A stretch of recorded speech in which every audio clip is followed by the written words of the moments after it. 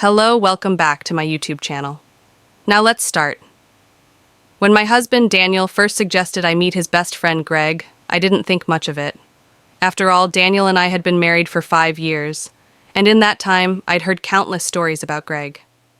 According to Daniel, Greg was the life of the party, the guy who could make anyone laugh, and the friend who had been with him through thick and thin. But Daniel also often described Greg as a bit frugal. It wasn't until I met Greg that I truly understood what Daniel meant, and how much that frugality would turn my life upside down. If you are enjoying Story, please subscribe to my channel. Now came back towards Story. It started on a quiet Friday evening. Daniel and I were enjoying our usual takeout dinner, discussing our plans for the weekend, when he casually brought it up. "You know, babe," he said between bites of pizza, "I've been thinking. Greg's been asking to meet you for a while now. I think it's time we made it happen." I hesitated. I'd always been curious about Greg, but there was something about the way Daniel brought it up that felt odd. "Sure," I replied cautiously. "But why now? You've known him forever. Why hasn't this come up before?" Daniel shrugged, avoiding my eyes. "He's just been busy. And, well, he's got this idea he wants to run by us." "An idea?" I echoed. "What kind of idea?" Daniel waved a hand dismissively. "Oh, you'll see. It's nothing major. Just Greg being Greg." That night, I couldn't shake the feeling that there was more to this meeting than Daniel was letting on. Over the years, I'd grown used to Daniel's quirks, his tendency to downplay things, his loyalty to his friends, and his occasional obliviousness to social nuances. But this felt different. Why was he being so vague about Greg's idea? And why did he seem almost nervous? The next day, we met Greg at a small cafe downtown. From the moment he walked in, it was clear he was everything Daniel had described and more. Greg was tall and lanky, with an easy grin and a loud, boisterous laugh that turned heads. He greeted me warmly, shaking my hand with both of his. "Finally!" he exclaimed. "The woman who tamed the untamable Daniel. I've heard so much about you." I smiled politely, unsure of how to respond. "It's nice to meet you, Greg. Daniel's told me a lot about you, too." Greg laughed again, slapping Daniel on the back. "All lies, I'm sure. This guy always makes me sound better than I am." We ordered coffee and settled into a corner booth. For the first half hour, the conversation was light and easy. Greg regaled us with stories from their college days, many of which left Daniel blushing and me in stitches. Despite my initial apprehension, I found myself warming up to Greg. He was funny, charming, and had a knack for making people feel at ease. But then, just as I was starting to relax, Greg cleared his throat and leaned forward, his expression suddenly serious. "So," he began, "I have a proposal." Daniel shifted uncomfortably beside me.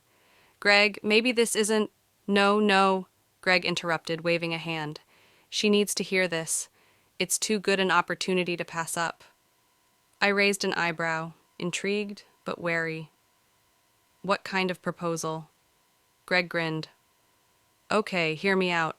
I've been working on this business idea, right? And I think it has huge potential, but I need a little help to get it off the ground." Before I could respond, Daniel interjected, his voice strained. "Greg, I told you—" "It's fine, Dan," Greg said dismissively. "Let me explain." He turned back to me, his grin widening. "So, here's the deal. I've developed this system for extreme couponing. I'm talking about saving hundreds, even thousands, on groceries, clothes, you name it. But here's the kicker. I want to turn it into a subscription service. I'll teach people my secrets for a monthly fee. Brilliant, right?" I blinked, unsure of how to react. "That's interesting." Greg nodded enthusiastically. "Exactly.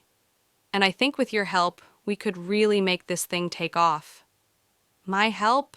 I echoed, confused. "Why me?" Greg leaned back, gesturing dramatically.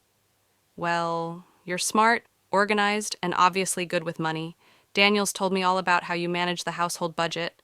Plus, you've got that approachable vibe. People would trust you." I glanced at Daniel, who looked like he wanted to sink into the floor. Greg, I began carefully.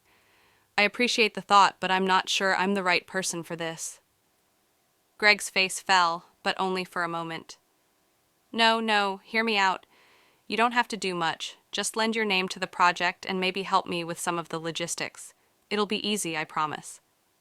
I forced a smile, trying to be polite. It's an interesting idea, Greg, but I'd need some time to think about it. Greg nodded, his enthusiasm undimmed. Of course. Take all the time you need. But trust me, this is going to be huge. As we left the cafe, I turned to Daniel, my patience wearing thin. What was that about? Daniel sighed, running a hand through his hair. I'm sorry. I didn't know he was going to spring that on you. Greg's just Greg. He gets these big ideas, and he doesn't always think them through. Does he do this often? I asked, exasperated. Daniel hesitated. Sometimes, but he means well. He's just really passionate about his ideas.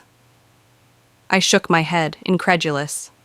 Passionate is one thing, but expecting me to get involved in his business? That's a bit much. Over the next few weeks, Greg's proposal became a running joke between Daniel and me. Every time we saw a coupon or a sale, one of us would say, "Think Greg's behind this?"